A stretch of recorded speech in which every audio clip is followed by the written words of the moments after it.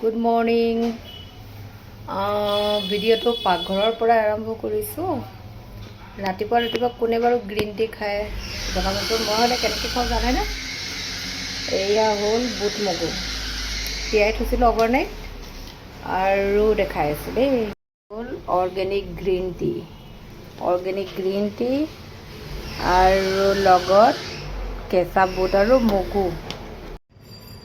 এনেকুৱা তিতা নহয় চাহকাপ খাবলৈ, কিন্তু খাই নে হেবিট হৈ গ'ল। এয়া গ্ৰীণ টি আৰু এয়া নেমু পূৰা চেপি দিম। আৰু যোনে যোনে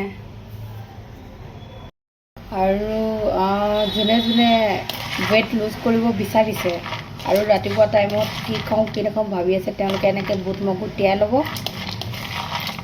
অভাৰনাইট আৰু লগত একাপ গ্ৰীণ টি।